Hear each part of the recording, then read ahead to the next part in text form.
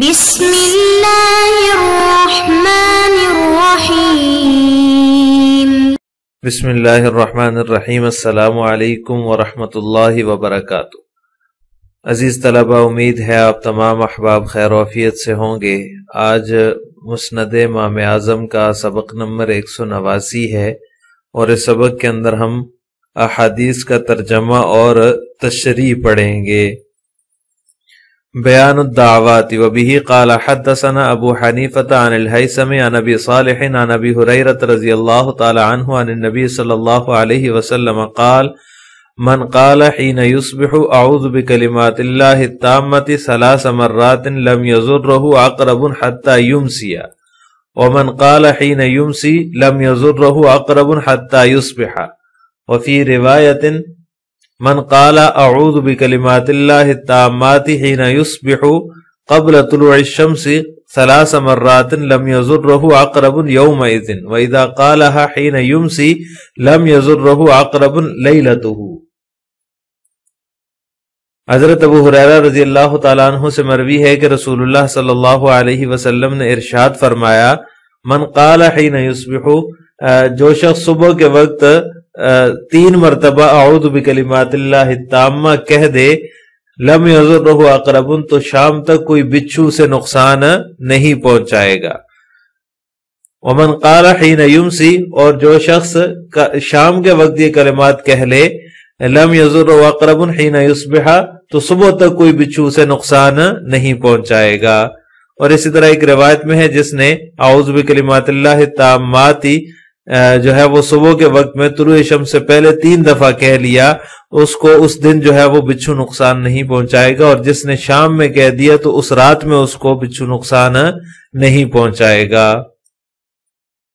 عزیز طلبہ، اس روایت کی تشریح یہ ہے کہ یہ جو کلمات یہاں پہ مذکور ہیں اس روایت میں، اعوذ بکلمات اللہ التامہ یا اعوذ بکلمات اللہ التامات، تو ان کلمات کو یہاں بچھو کے کاٹے میں مفید ہونا ذکر کیا گیا ہے، یعنی بچھو نہیں کاٹے گا جو شخص صبح یہ کلمات کہتے رات تک، اور رات کو کہہ دے شام کو، تو پوری رات اس کو بچھو نہیں کاٹے گا۔ جبکہ جو ہے وہ دوسری احادیث میں یہی کلمات صبح شام پڑھنے کی تاکید آتی ہے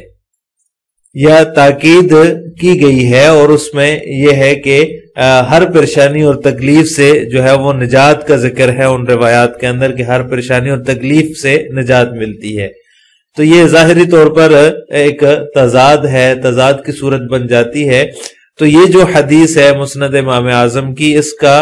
ایک پس منظر خاص واقعہ ہے کہ ایک شخص کو بچھو نے کاٹ لیا، تو نبی کریم صلی اللہ علیہ وسلم کی خدمت میں حاضر ہوا، تو اسے نبی کریم صلی اللہ علیہ وسلم نے یہ وظیفہ بتایا۔ جبکہ دوسری احادیث جن میں صبح شام پڑھنے کی تاکید کی گئی ہے وہ کسی ایسے خاص واقعے پر موقوف نہیں ہے، بلکہ اس میں عام ترغیب ہے، اور اس عام ترغیب پر ہی عمل کیا جائے گا۔ وبه قال حدثنا ابو حنیفة عن مسلم عن ابراہیم عن مسروق عن عائشة رضی اللہ تعالی عنہ قالت لقد كان رسول اللہ صلی اللہ علیہ وسلم اذا اتي بمریض يدعو له يقول اذهب البأس رب الناس اشفي انت الشافي لا شفاء الا شفاؤك شفاء لا يغادر سقما۔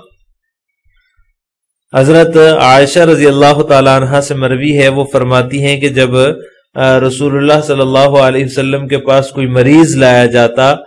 تو آپ صلی اللہ علیہ وسلم اس کے لیے یہ دعا فرماتے کہ اے لوگوں کے رب، اس کی تکلیف دور فرما،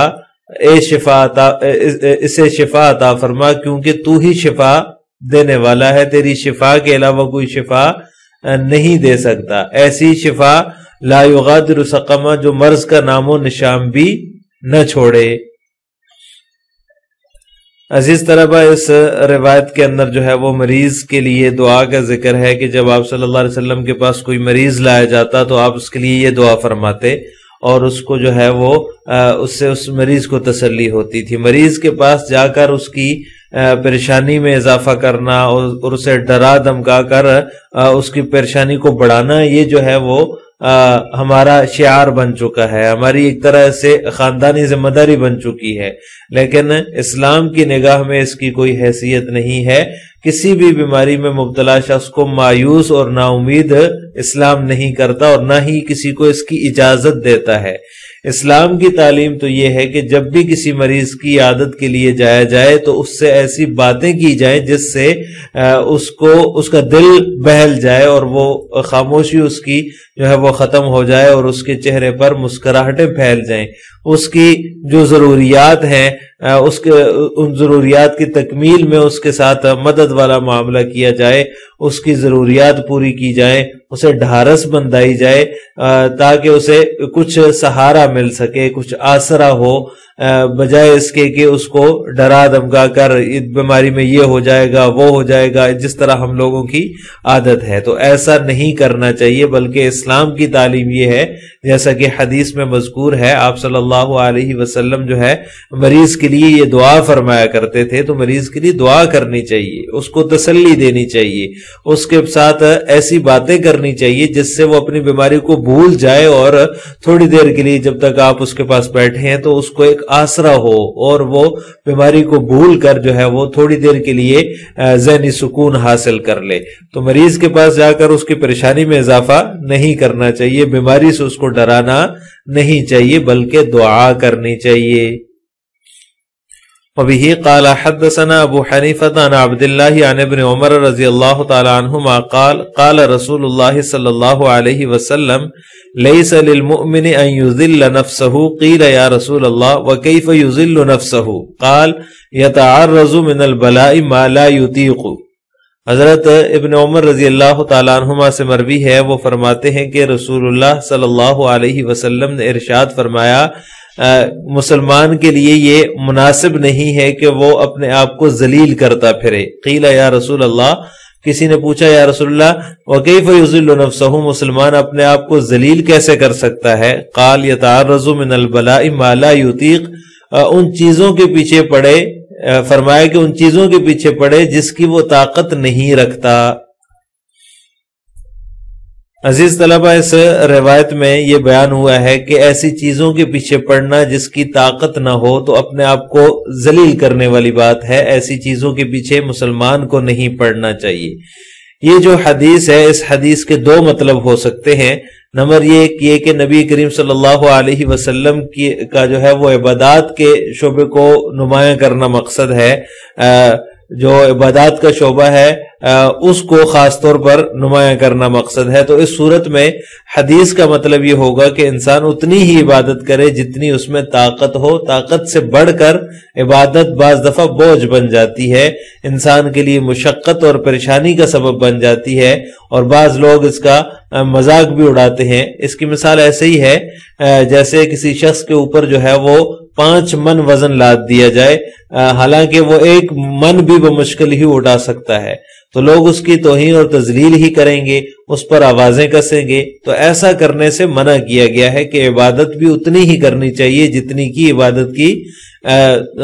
توفیق، جتنی کی عبادت کی ہمت ہو، طاقت ہو۔ طاقت سے بڑھ کر عبادت جو ہے وہ بوجھ بن جاتی ہے اور وہ دوسروں کے لیے مذاق اڑانے کا ایک ذریعہ بن جاتی ہے۔ تو ایک مطلب اس حدیث کا یہ ہے، اگر انسان جو ہے وہ